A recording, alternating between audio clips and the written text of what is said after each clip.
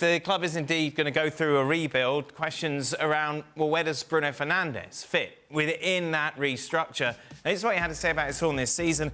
Manchester United, it hasn't been a successful season individually. I'm perfectly aware that I have the capacity to do more and better as always. But this is one of the things that United are going to have to address going forward, isn't it, Rob? Because if you want to, as Stevie says, completely start from the bottom of this club, you need someone within that attacking midfield role to do a lot better than Bruno Fernandes has been.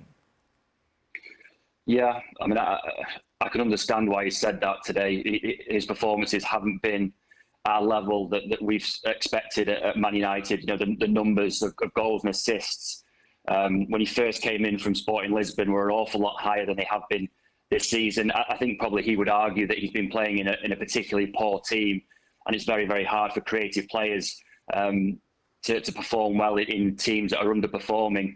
I think that maybe whoever the manager is next season, or whoever's looking at the recruitment over the summer, will probably think that United squad has bigger problems than Bruno Fernandes. They need another striker. They need one centre-half. They probably need a midfielder. They need at least one full-back. You know, Bruno Fernandes has got his shortcomings, and he's taken an awful lot of criticism from outside the club, but also from inside. You know, there are Man United fans who don't think that he should be Man United captain, that he's not the right character for that role. But when you talk about that squad and you look about the work, you look to see the work that needs to be done to fix that squad, I think there are bigger problems probably than Bruno Fernandes. Well, let's address another long-term Manchester United player who was exceptional at the weekend. It was the Marcus Rashford that Manchester United were hoping for when they handed in that big contract. Obviously, this season has been a massive letdown. And on one side, you could look, yes, this is exactly what Marcus Rashford can offer you going forward and defending. But then you also say, well, why has it taken the second half of an FA Cup quarter-final for us to see this from Marcus Rashford when we've seen it so little throughout the rest of this season? Yeah, and that's exactly it. I don't think anyone is arguing that Marcus Rashford hasn't got the talent and the ability. The problem that has been, ever since he made his debut as a teenager, the problem he's faced is not finding that consistency.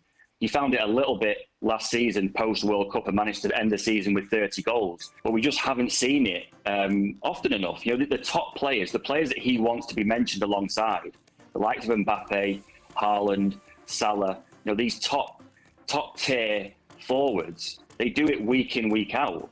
They score every single week, or not just score, they contribute, whether it's goals or assists. And Marcus Rashford hasn't done that. You know, there are games and spells of the season where he will score 3 goals in 3 games or 5 goals in 5 games, but then it'll be another 20 before he registers a goal or an assist. And that's just not good enough for someone that really should be hitting the peak of their career, and someone who wants to be mentioned as one of the best players in the world.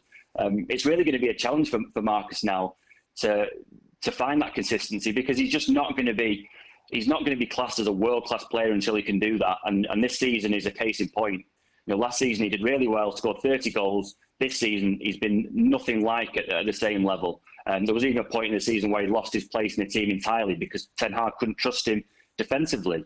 You know, he can't pick and choose the games he performs in. It can't just be quarterfinals of the FA Cup against Liverpool. It has to be after the international break against Brentford away. It has to be against Luton at home. It has to be every single week. So what happens? You've got Manchester United, who want to be fighting once again with Arsenal, Manchester United, Liverpool domestically in the Premier League, with Real Madrid, with Bayern Munich, with PSG in Europe. Yet you've got Marcus Rashford, who wouldn't get into any of those teams on a massive contract. You've got Bruno Fernandes, who wouldn't get in any of those teams in the starting 11. Yet, as Rob said, you've got such a big rebuild. That's almost down the list of your priorities at the moment. But it's going to be a big problem, isn't it, when you're trying to get this consistent rebuild going? And I think that takes us back to Ten Hag. You know, all you have to do is look down south and look at Spurs. Look at the job that Postecoglou is doing. Now, that's man management. It's not just coaching. It's not just X's and O's. It's man management. He's got every single one of those Tottenham players playing way above what they did last year. Ten Hag has got Bruno Fernandes and Marcus Rashford playing way below what they did last year. So it's not just coaching tactics, it's man management. And it goes back to the manager. You bring another manager in who gets people like Rashford on their toes. Alex Ferguson was a master at keeping people on their toes. Klopp's a master at keeping people on his toes. It looks like Arteta's the same. You look at all the top managers. Players under them are consistent because they keep them on their toes. Marcus Rashford has been strolling around for 7 months this season. Yes, a lot of it's down to him, but it's down to the manager as well. This is a concern, though, isn't it? If United... Well, yes, because let's spin it forward. And let's just say that because of the contractual situation, you can't really move Bruno Fernandes or you can't move Marcus Rashford, and they're going to be part of the rebuild, if you will. And you're now sort of leaning and trying to train with younger guys. What do you think the reaction of Bruno Fernandes is going to be when he is sitting on the bench and a younger guy is playing ahead of him consistently? Does he come across as the sort of guy that he's going to be, go on, young guys, yeah, I believe in you, we're the best? No. The profile of Bruno Fernandes is a guy that if he's sitting on the bench, he is pitching a fit. And he is bringing people with him to pitch a fit. And now you have a malcontent. And you have a malcontent.